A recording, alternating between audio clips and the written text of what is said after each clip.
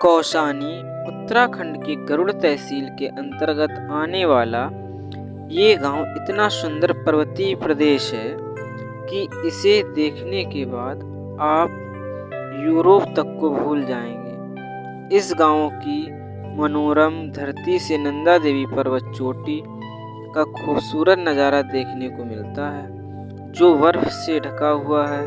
पिंगनाथ चोटी पे कौसानी बसा हुआ है। दो नदियों गोमती और कोसी के बीच बने कौसानी को भारत का स्विट्जरलैंड भी कहते हैं। ये ही सब सोचते हुए और कौसानी का नज़ारा कैसा होगा, इसका ख्याल मन में लाए हुए दिव्यांशी अपने दोस्तों के साथ गाड़ी में बैठी थी। कार पहाड़ों के छोटे छोटे रास्तों से आगे बढ़ रही थी और इसके साथ ही दिव्यांशी की धड़कन भी। उसे पहली बार अजीब सा एहसास हो रहा था। वो 6 दोस्त हैं, विनय, आरव, अभी, विसी, कवि और दिव्य यानी दिव्यांशी। ये दोस्त सब घूमने आए थे और कौसानी आने का आइडिया दिव्य का था। उसे पर्वत हमेशा से अपनी तरफ खींचते थे या फिर वो खुद खिंची चली आती थी। वो अब अल्मोड़ा जिले से दूर निकल गए थे और कौसानी अब पास था। कौसानी से थोड़ी दूर वो गोमती नदी के पास रुके। सब कार से बाहर आके अंगड़ाई लेने लगे और थकान मिटाने लगे और विसी अपनी हरकतों से सबको हंसा रही थी। पर दिव्य का ध्यान आज कहीं और ही था। वो नदी के किनारे पड़े बड़े से पत्थर पे बैठ गई और खुद की जिंदगी में आए उतार चढ़ाव को सोचने लगी। दिव्य को प्यार में कभी बिलीव नहीं था। वो अपनी मस्ती में रहने वाली लड़की है, लड़कों के जैसे हमेशा जीन्स पहनने वाली, बालों को खुला या जूड़ा बनाने वाली। फिर भी उसकी खूबसूरती भी इस हिमालय की जैसी थी, सादगी से भरपूर, किसी को भी अपनी तरफ आकर्षित कर ले। दिव्य ने अपनी परछाई को पानी में देखा। खूबसूरत होठ, गहरी आंखें और हवा से चेहरे पर आती बालों की लटें। कुछ देर तक वो खुद को देखती रही, जैसे खुद को पहली बार देख रही हो, और फिर पानी में बने अपने अक्स पे हाथ घुमा दिया। उसने अंजुली में पानी लिया और अपने चेहरे पर डालने लगी। गोमती नदी के शीतल पानी ने जैसे दिव्य को होश में ला दिया। हाथ मुंह धोने के बाद दूर खड़े और एक दूसरे में खोए हुए आरव और कवि को देखने लगी। कवि आरव से कह रही थी, तो हमेशा मेरे साथ रहोगे ना? आरव, इस जन्म में तो रहना ही पड़ेगा, वरना मेरी टांगें टूटने का डर है। ये सुन कवि उसे हल्के हाथों से मारने लगी। उन दोनों की ये प्यार भरी शरारतें देख दिव्य मुस्कुरा उठी। थोड़ी देर तक दूर तक फैले हिमालय को देखने के बाद दिव्य अपने जैकेट को सही करते हुए उठी और कार की तरफ चल पड़ी। कौसानी कोई बहुत बड़ा गांव नहीं है, पर छोटा होके भी भरपूर है। दिव्य खिड़की से आ रही ठंडी हवाओं को महसूस कर रही थी और उसे बार बार राहुल शंकरत्यायन का यात्रा वृत्तांत, तिब्बत की यात्रा याद आ रहा था। थोड़े से सफर के बाद सब कौसानी में थे।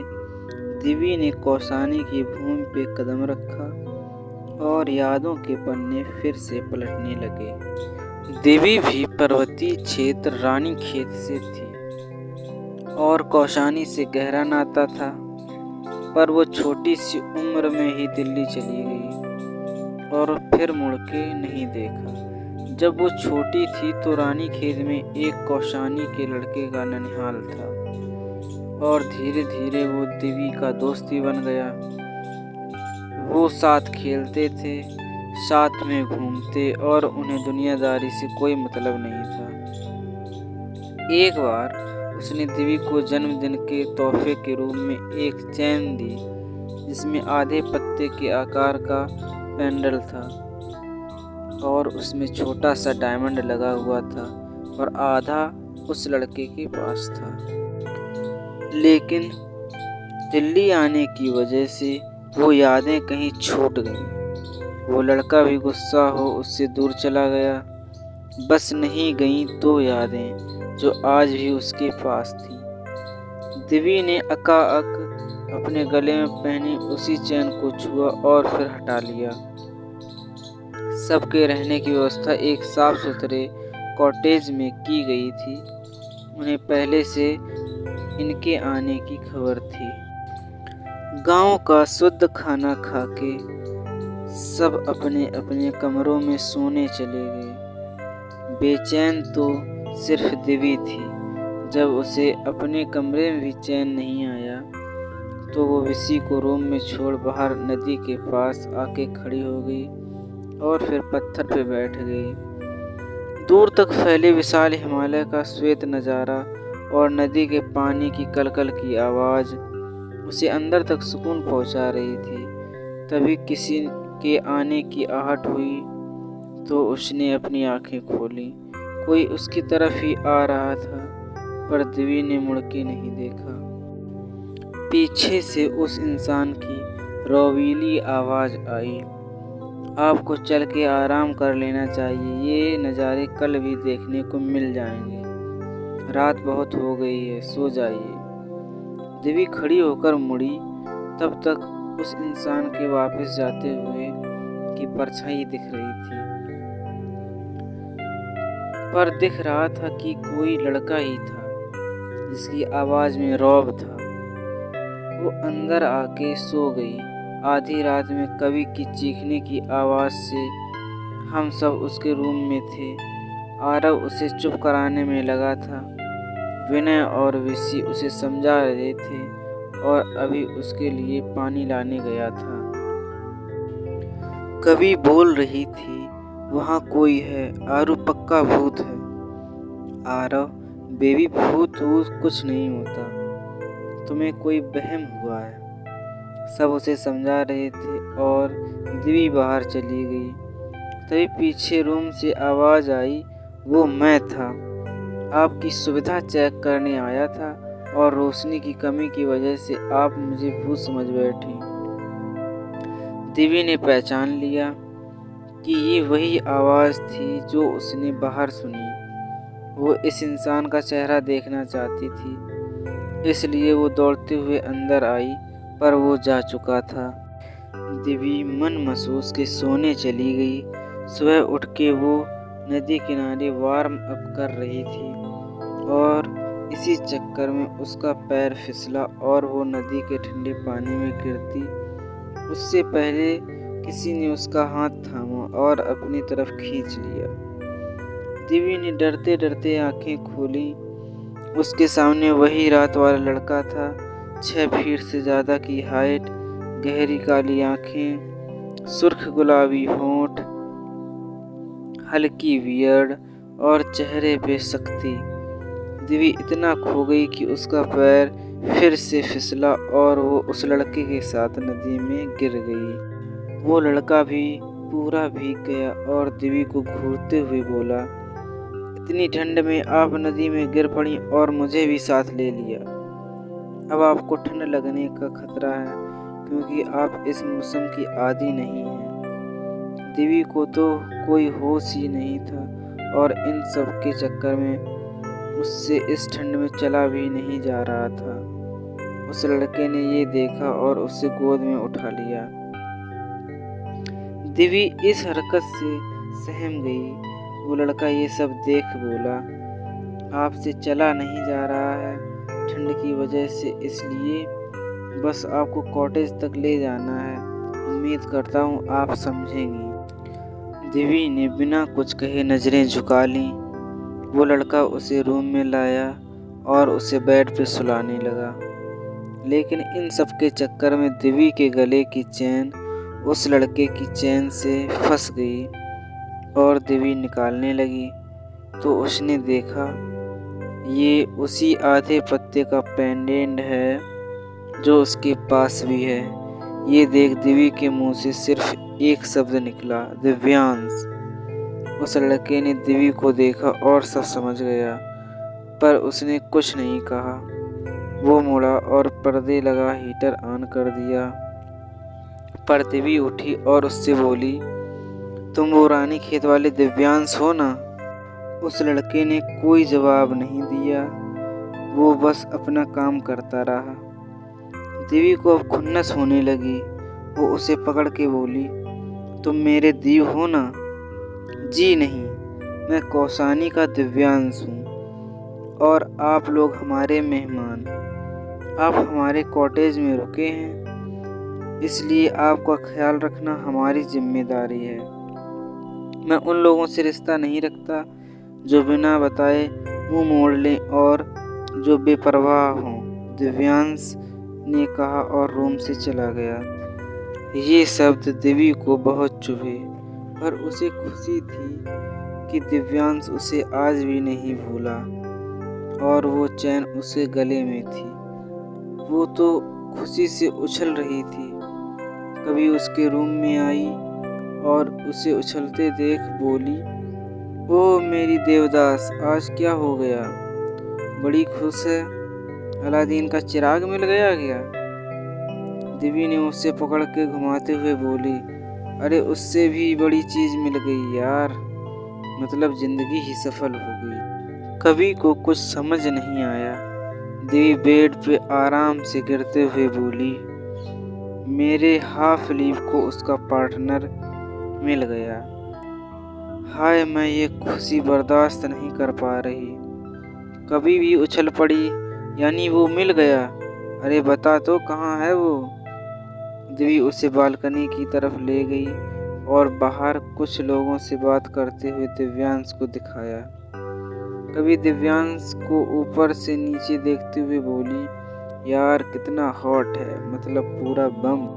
दिव्य उसे घूरते हुए बोली, आरव को बताऊं, तुझे कोई बहुत हॉट लग रहा था। कभी हंसते हुए बोली, अरे मेरी लंका क्यों जला रही है यार, पर बंदा पूरा तेरे लेवल का है। दिव्य उसे जोर से गले लगाते हुए बोली, अब बस इसे मना लूं तो सारी तपस्या सफल हो। कभी जा सिमरन जा, जी ले अपनी जिंदगी। दिव्य ने जल्दी से कपड़े चेंज किए और गले में स्कार्फ डाल के दिव्यांश की तरफ आई और उसे पुकारने लगी, लेकिन दिव्यांश ने अनसुना कर दिया और पर्वत की तरफ चला गया। दिव्यांशी भी हाँफते हुए उसके पीछे आ गई और उसके कंधे पे हाथ रख तेज तेज सांस लेते हुए बोली, यार इतनी खूबसूरत लड़की तुम्हारे पीछे पड़ी है, इतना भी क्या सख्त हो रहे यार? मुझ प्यारी लड़की पे तो तरस खाओ। दिव्यांश ने उसे गुस्से में घूरा, मुझे धोखेबाज लोगों से कोई फर्क नहीं, फिर चाहे कैसे भी हो। दिव्य उसके साथ फिर से होली, जैसे उसे बातों से कोई फर्क ही नहीं था। दिव्यांश नदी के पास आया और अपनी शर्ट उतार दी, वो अब सिर्फ जीन्स में था। ये देख दिव्यांशी ने अपनी नज़रें घुमा ली और बड़बड़ाने लगी, शरीफ लड़की के सामने ऐसे कौन करता है? दिव्यांश तो उसे वहाँ से जाने पे मजबूर कर रहा था। वो नदी के पानी से भीग गया और अपने बालों को सेट करते हुए उसके करीब आया। ये देख दिव्यांशी की धड़कनें बढ़ गईं और उसने नजरें झुका लीं। दिव्यांश उसे कमर से पकड़ते हुए बोला, अब भी ये बदतमीज इंसान तुम्हें पसंद है क्या? दिव्य ने उसकी आंखों में झांकते हुए बोला, जो हो वही रहो, जो नहीं हो वो बनने की कोशिश मत करो। दिव्यांश को अब गुस्सा आ गया। वो चिल्लाते हुए बोला, पर मुझे नहीं पसंद तुम ही थी ना जो छोड़ के चली गई थी। अब मुझसे चाहती क्या हो? चली क्यों नहीं जाती? दिव्य से इस तरीके से किसी ने भी बात नहीं की थी। ये सुन उसकी पलकें गीली हो गईं। वो वापस मुड़ के कॉटेज में चली गई और दिव्यांश देखता रहा। दिव्य के चेहरे से गुस्सा साफ झलक रहा था। वो अपना बैग पैक करने लगी तो कवि और ऋषि ने उसे रोका, पर वो कुछ नहीं सुन रही थी। उसने कार में बैठने की कोशिश की तो अभी ने चाबी निकाल ली। तो उसने पास खड़ी बाइक उठाई और स्टार्ट कर ली। इधर कवि ने दिव्यांश को सब बता दिया था कि दिव्य ने उसे बहुत ढूंढा। रानी खेत से जाने से पहले वो बताना चाहती थी, पर उसके पापा उसे जल्दी वहाँ से ले गए। दिव्यांश को बहुत बुरा लगा कि उसने कितना गलत बोल दिया। वो दौड़ते हुए नदी के पास खड़ा हो गया और दिव्य की बाइक से चाबी निकाल ली। दिव्य चाबी छीनने के लिए बाइक से उतरी। ये क्या बदतमीजी है, बाइक की चाबी दो। दिव्यांश, और ना दूं तो दिव्य तो छीन लूंगी। ये कह दिव्य उससे चाबी लेने की कोशिश करने लगी और इन सब के चक्कर में उन दोनों के नीचे का पत्थर खिसका और दोनों एक साथ पानी में गिर गए। दोनों एक दूसरे को थामे बाहर निकले। दिव्यांश दिव्य के बालों को सही करते हुए बोला, जानता हूँ गलती हो गई, अब माफ़ भी कर दो यार। इतने साल का गुस्सा भी तो था, पर इस हिमालय की कसम मैं तुमसे बहुत प्यार करता हूँ। दिव्य ने मुंह घुमा लिया, चल झूठा। दिव्यांश ने दिव्य को अपनी तरफ खींच के इस आधे पत्ते को दिव्य के पत्ते से जोड़ दिया। वो दोनों बेहद करीब थे। दिव्यांश, अब जाके दिखाओ दूर। दिव्य ने कोशिश की, पर दिव्यांश की मजबूत पकड़ से नहीं छूट पाई और खुद पे तरस खा कि उसके बाहों में ही कैद हो गई। दिव्यांश उसकी मासूमियत पे मुस्कुरा उठा। उसने दिव्य को उठाया और नदी से बाहर ले आया। दिव्य अब उसके सीने से लग आंखें बंद कर चुकी थी। उन्हें जाते देख ऐसा लग रहा था हिमालय भी मुस्कुरा रहा हो। तो दोस्तों, ये थी हमारी आज की कहानी। उम्मीद करता हूँ आपको पसंद आई होगी। आपका क्या कहना है इस कहानी के बारे में, हमें कमेंट करके ज़रूर बताएं। वीडियो को लाइक करके चैनल को सब्सक्राइब कर लीजिए और घंटी को दबाकर ऑल पर सेट कर लीजिए, ताकि आने वाली हर वीडियो का नोटिफिकेशन आपको मिल सके। मैं मिलता हूँ अगली वीडियो में, तब तक के लिए धन्यवाद।